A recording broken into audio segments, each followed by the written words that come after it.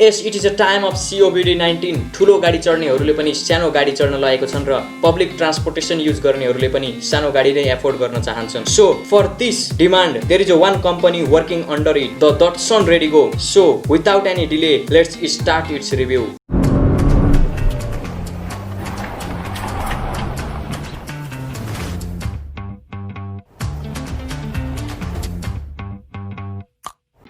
Hello friends and welcome to Karobar. Datsun Redigo को फिचर्सहरुको कुरा गर्नुभन्दा अगाडि let's check out its engine capacity.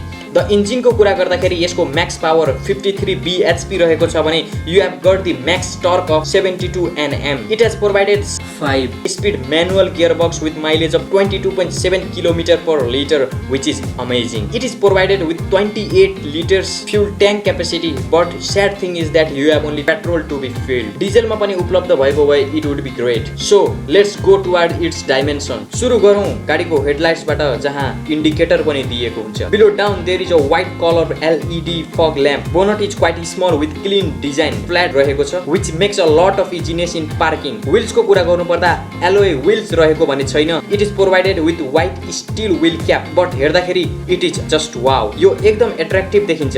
14 inch यसको साइज रहेको छ भने why not, it is quite impressive. It is provided with small ORVMS, which is not electrically adjustable nor foldable. Antenna अलि लामो देखिन्छ. Ground clearance is quite good of 180 to 185 mm. It has got reverse parking camera with reverse parking sensor. यसको back lights अथवा tail lights को कुरा गर्नु पर्दा it has got normal lights, brake lights and its indicators. So it has got flat roofs. Mostly Kathmandu अथवा तानसिनमा यदि कुनै गाडी तपाईले मज्जाले चलाउन चाहनुहुन्छ भने undoubtedly Redigo because of its dimension of course. So अब गाडीको internal featuresहरुको कुरा गर्नु पर्दाखेरि this car has got AC controllers, 8-inch touch screen दिएको छ with Android and Apple CarPlay, Bluetooth control पनि दिएको छ. Touch sensitivity is quite delayed in this car. It has got 2 speakers. For charging 12 volt charging socket दिएको छ र USB plug and phone राख्ने space पनि दिएको छ. The button to lock the car has given in dashboard. Windows को controller पनि dashboard मै दिएको छ.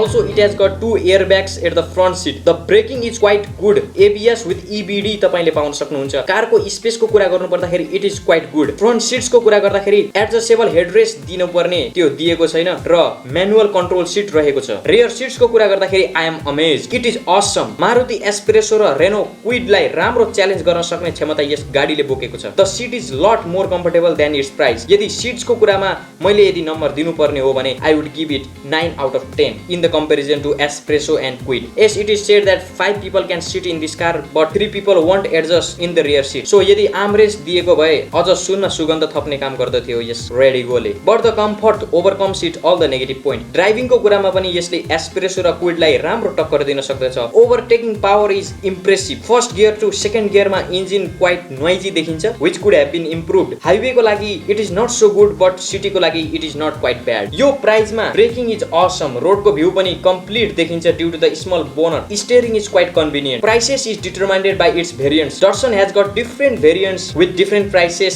So let's check it out. Datsun Redigo D को प्राइस ₹15,25,000 रहेको छ भने Datsun Redigo T भेरिएन्ट्स को प्राइस ₹17,79,000 रहेको छ.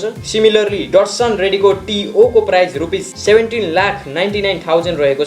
Last but not the least Datsun Redigo S को प्राइस भने ₹18,79,000 रहेको छ. सो कस्तो लाग्यो त तपाईलाई मेरो रिभ्यू? सुझाव सल्लाह लेख्न नबिर्सिनु होला र प्लिज मेरो च्यानलमा सब्स्क्राइब भने गर्न नबिर्सिनु होला. Stay tune guys. Thank you so much.